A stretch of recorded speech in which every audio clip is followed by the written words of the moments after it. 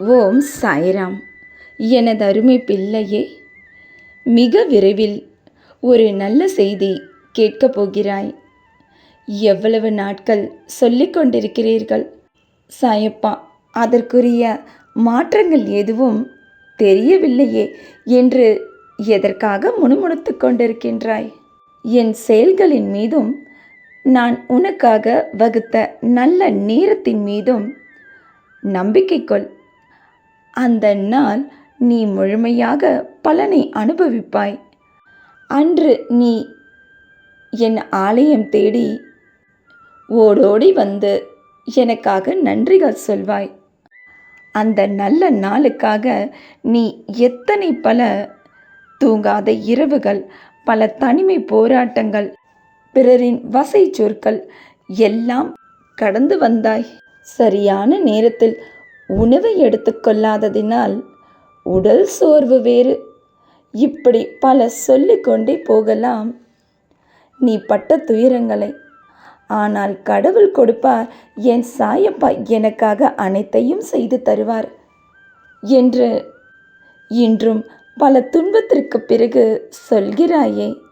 உன்னை எப்படி எனக்கு கைவிட மனசு வரும்? நீ யாருக்கும் தெரியாமல் செய்து வரும் வேலை அங்கீகரிக்கப்படும். நீ நான் வைத்த பரீட்சையில் வெற்றி பெற்று விட்டாய். நீ எனக்காக செய்யும் உன் சேவை என்னால் ஏற்றுக்கொள்ளப்பட்டது. இது நாள் வரை மாய சக்தியால் உன் வாசல் வரை வந்து திரும்ப சென்ற ராஜயோகம் பொருந்திய அந்த எம்பெருமானுக்கே கடன் கொடுத்த குபேரனும் இந்த ஏகாதசி நன்னாளில் இருந்து உன் வீட்டில் நிரந்தரமாக வாசம் செய்ய போகிறார். கூடிய விரைவில் புதிய வருமானம் இல்லாமல் குடும்பம் நடத்தி வரும் உனக்கு திடீர் அதிர்ஷ்டம் உன் வீட்டை நோக்கி வரும். நீ புதிதாக வீடு கட்டும் யோகம் இந்த ஆண்டின் இறுதிக்குள் உனக்கு உண்டு. மேன்மேலும் வாகனங்கள், தனம், தானியம் என்று உன் இல்லம் செல்வத்தால் அலங்கரிக்கப்பட போகிறது. நீ விருப்பப்பட்ட மாதிரி வேலை, திருமணம், பிள்ளைகள், குடும்பம், நல்ல வருமானம் என்று அனைத்து ராஜ யோக வாழ்க்கையை வாழப்போகிறாய்.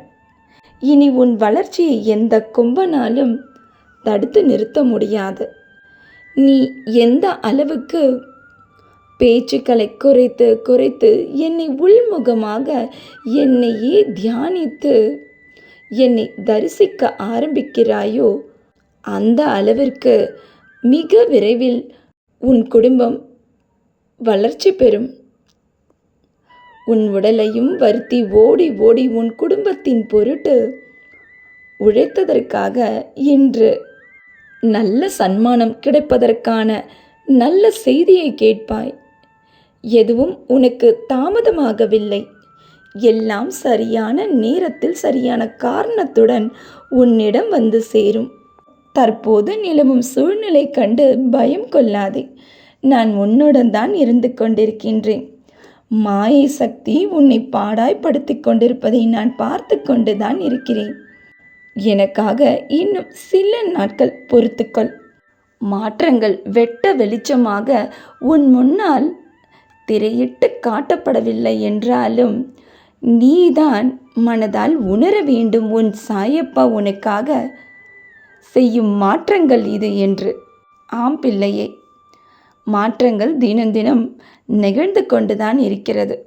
நீ தினம் தினம் துன்பப்படுகிறாயே, இதுவே உன் முன்னேற்றத்திற்கான மாற்றங்கள் தான். இதற்கு முன் இந்த அளவிற்கு நீ துன்பங்கள் பட்டாயா? இல்லையே. பல நெடுநாள் போராட்டத்திற்கு பின் கிடைக்கப் போகும் சந்தோஷத்தினை இன்றிலிருந்து உணர ஆரம்பி. ஆம், உனது ஆத்மார்த்தமான என் மீது கொண்ட பக்தியும் சேவையும் நான் ஏற்றுக்கொண்டேன் பிள்ளையே. தற்போது நிகழும் சூழ்நிலையை வைத்து என்னை புரிந்து கொள்ளாமல் இருந்த உனக்கு இன்று இந்த சொற்களை முழுவதுமாக கேட்டுவிட்டாய். ஏகாதசி நன்னாளான இன்று தூங்க செல்வதற்கு முன் ஜென்ம ஜென்மோ ஜென்மி ஸ்ரீசரண் ஸ்ரீ பாக்ய சாய் என்று 9 முறை சொல்லிவிட்டு தூங்க செல். சகல சௌபாகியங்களும் இந்த சாயின் ஆசிர்வாதத்தினால் உனக்கு உண்டாகும். பல துன்பத்திற்கு பிறகு நான் சாயியால் நிச்சயம் காப்பாற்றப்படுவேன் என்ற நம்பிக்கை கொள்ளும் உன்னை கைவிட மாட்டேன் தங்கமே. உன் பிள்ளைகள் நன்றாக கல்வியில் தேர்ச்சி பெற்று மேற்படிப்புகள் படித்து உனக்கு பெருமை சேர்ப்பர்.